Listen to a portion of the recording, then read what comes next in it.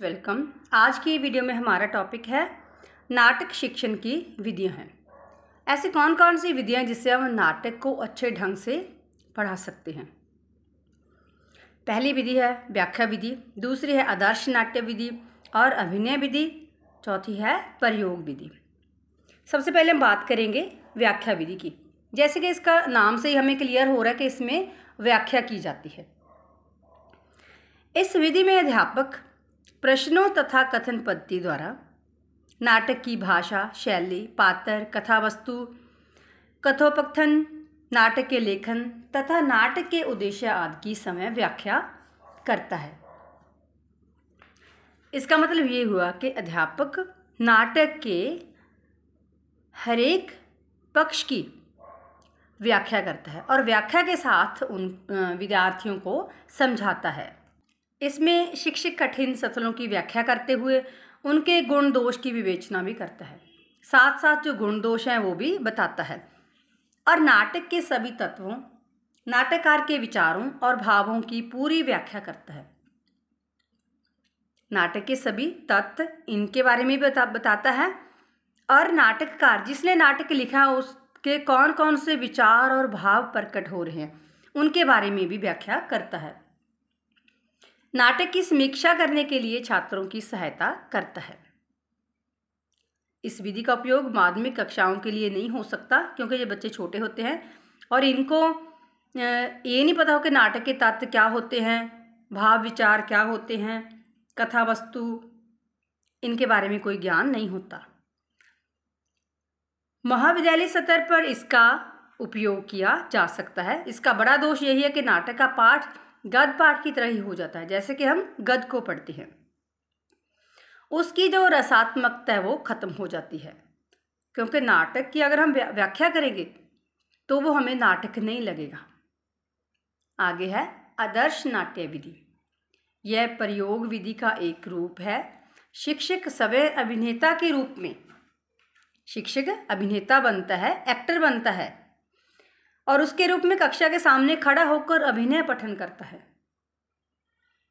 अर्थात स्वयं अभिनेता बनकर सभी चरित्रों का, जो सभी चरित्र होते हैं, जो पात्र होते हैं, उनका अभिनय करता हुआ उनका चरित्र दर्शाता है कि वो व्यक्ति कैसा है।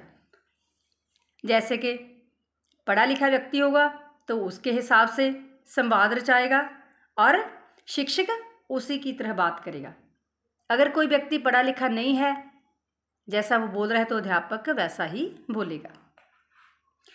आवश्यकतानुसार कठिन शब्दों के जो अर्थ है वो भी साथ साथ बताता है। अपनी भावभंगिमा द्वारा हर्ष, विवाद, करुण, क्रोध, प्रेम, घृणा आदि भावों को प्रदर्शित करता है। मतलब जैसे जैसे जिस पात्र का, जिस चरित्र का रोल है, अभिनय है, वैसे ही अध्यापक उनको अभिनय के द्वारा दर्शाता है। अगर कोई प्रेम से बात कर रहा है, कोई घृणा शो कर रहा है, तो वैसे अध्यापक करके दिखाएगा।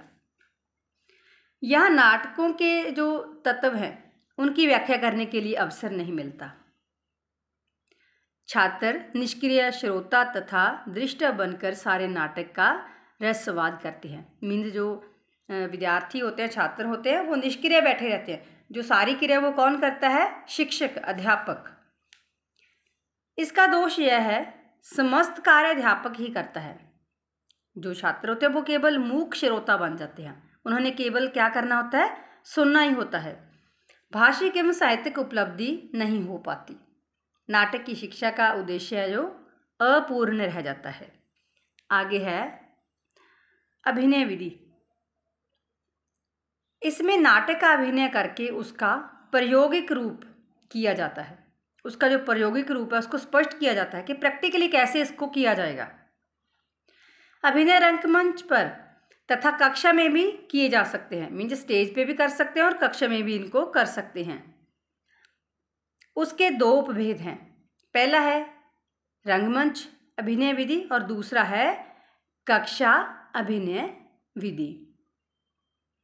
और पहले हम बात करेंगे रंगमंच अभिनय विधि के। ये दोनों जो टॉपिक हैं वो सब हेडिंग्स हैं, वो अभिनय विधि के अंतर्गत आते हैं। ये तीसरे नंबर पे है और ये इसके अंडर है पॉइंट 1, और ये 2। अब पहले हम बात करेंगे रंगमंच अभिनय विधि। इसमें छात्र समय अभिनय में भाग लेते हैं और रंगमंच पर विधि पूर्वक उसे खेलते हैं। इसमें रंगमंच का निर्माण किया जाता है और पात्रानुरूप वेशभूषा पर भी ध्यान दिया जाता है, जिससे पाठनकृत दृश्यों एवं संवादों से छात्र परिचित हो जाते हैं। हुन इसमें हमने बात की है कि जैसे पात्र होते हैं उनके रूप के अनुसार जो वेशभूषा है उस पर ध्यान दिया जाता है। मैंने अभी आपको उदाहरण दी थी कि अगर कोई पढ़ा लिखा व्यक्ति है तो उसके कपड़े उसके हिसाब से, कोई नहीं पढ़ा लिखा, कोई गांव का है, कोई शहर का है, कोई छोटे बच्चे का रोल प्ले करता है, तो उसके हिसाब से उनकी जो वेशभूषा है वो होगी। और इसके साथ बच्चों को पता चल जाता है कि कैसा संवाद किस ने बोलना था, क्योंकि जो पढ़ा लिखा व्यक्ति होगा उसकी भाषा अलग होगी। अगर हम डॉक्टर की बात कर रहे हैं तो उनकी भाषा अलग होगी, कोई वकील है तो उसकी भाषा अलग होगी, कोई अध्यापक है वो अलग तरीके का होता है। यह प्रणाली छात्रों की अभिव्यंजना शक्ति का विकास करने में सहायक होती है, बालकों पर स्थायी प्रभाव पड़ता है और छात्र नाटक के मूल पात्रों से एक रूप हो जाते हैं। मीन्स छात्रों को ऐसे लगता है कि ये नाटक हमारा ही है, हम ही से कर रहे हैं, और जो पात्र हैं वो उनको लगता है कि हम ही थे उसमें। इसका दोष ये है कि इसमें बहुत समय लगता है। रंगमंच खड़ा करने में जो खर्च है वो ज़्यादा होता है। नाटकों के तत्वों की जो व्याख्या वो इसमें नहीं की जा सकती, क्योंकि जो सारा ध्यान है वो किस में लगेगा, रंगमंच अभिनय पे। आगे दूसरी इसमें जो विधि है वो है कक्षा अभिनय विधि। इस प्रणाली के अंतर्गत कक्षा में छात्रों को विविध पात्रों के रूप में मानकर उचित भाव भंगिमा के साथ पढ़ने के लिए कहा जाता है। मीन्स जो पात्र हैं वो बच्चों को बांट दिए जाते हैं कि तुमने ये इस व्यक्ति का रोल करना है, तुमने उसका करना है और दूसरे ने इसका करना है। छात्र अपने दैनिक सामान्य वेशभूषा में ही रहते हैं, जैसे कि बच्चों ने यूनिफॉर्म डाली होती है तो उसमें ही सारी जो एक्टिंग है वो करते हैं। मीन्स उनके डायलॉग बोलते हैं, संवाद रचाते हैं। रंगमंच अभिनय में जो कठिनाइयाँ आती हैं वे कक्षा अभिनय प्रणाली में नहीं होती। यहाँ भावानुरूप अभिनयात्मक पठन का अवसर छात्रों को मिलता है। मीन्स छात्र अपने आप करते हैं और वे आनंद का भी अनुभव करते हैं। यह नाटक शिक्षा के लिए उत्तम विधि मानी जाती है, क्योंकि इसमें बच्चे खुद इन्वॉल्व होते हैं, उनको किसी वेशभूषा की ज़रूरत नहीं पड़ती, कोई और हमें जो रंगमंच है वो खड़ा करने की ज़रूरत नहीं पड़ती। कक्षा में ही जो सारा वातावरण है वो उसके अकॉर्डिंग बना लिया जाता है। मीन्स इसमें कोई ज़्यादा फेरबदल करने की ज़रूरत नहीं पड़ती, सिर्फ छात्रों को जो रोल है वो दे दिए जाते हैं और छात्र अपना अपना रोल प्ले करते हैं।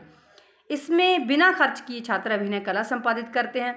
इतना होते हुए भी इसके कई दोष भी हैं, जैसे कि कथा वस्तु, कथोपकथन चरित्र से पूर्ण रूप से छात्र परिचित नहीं होते, क्योंकि जिसको जो चरित्र मिल गया अभिनय करने के लिए उसके बारे में उसको ज़्यादा पता चलेगा। केवल वाचन ही किया जा सकता है, क्योंकि बच्चे हैं वो जो संवाद हैं, डायलॉग हैं, वो सिर्फ उनका वाचन ही करेंगे, उनको पढ़ेंगे ही। नाटकों के तत्वों की जो व्याख्या वो नहीं की जा सकती। आगे है प्रयोग विधि। ये चौथी विधि है। नाटक दृश्य श्रव्य काव्य है। मीन्स इसको हम देख भी सकते हैं, सुन भी सकते हैं। इसका उपयुक्त प्रभाव तभी पड़ सकता है जब इसे प्रत्यक्ष देखा जाए, क्योंकि फिर ही हमें उसके पूरी जो कहानी है नाटक में क्या हमें संदेश देना चाहते हैं वो पता चलेगा। प्रयोगात्मक दृष्टिकोण से यही प्रणाली उत्तम मानी जाती है। इसमें छात्रों को यथेष्ट लाभ होता है। इस प्रणाली की शैक्षिक उपयोगिता सबसे अधिक है, परंतु कक्षा शिक्षण में इसका प्रयोग नहीं किया जा सकता, क्योंकि समय, धन और साधनों की अनुपलब्धि होती है। इसके लिए हमें बहुत सारा जो समय चाहिए, धन चाहिए, जो भी हमें मटेरियल खरीदना है उसके लिए, और साधन चाहिए। जैसे कि आपने देखा, आपने यूनिवर्सिटी के जो यूथ फेस्टिवल होते हैं उनका नाटक देखा होगा, तो वो कितना, देखो बिल्कुल ऐसे लगता है कि एक्चुअल हम इसी में आ गए हैं। वैसा ये है प्रयोग विधि। और जो ये हमने 4 विधियों की बात की है, इनमें से कोई भी जो पद्धति है, जो विधि है, अपने आप में संपूर्ण नहीं है। केवल किसी एक प्रणाली का अवलंब करने से नाटक का शिक्षण ना तो रुचिकर हो पाता है और ना ही उपयोगी हो पाता है। इसलिए क्या करना है किन सभी विधियों को हमने मिलाकर प्रयोग में लाना है। जिस सत्र के लिए जो विधि हमें लगता है कि ये अच्छी है और उसी विधि को वहाँ पे हमने प्रयोग कर लेना है। डियर स्टूडेंट्स, इस वीडियो में इतना ही। Thanks for watching.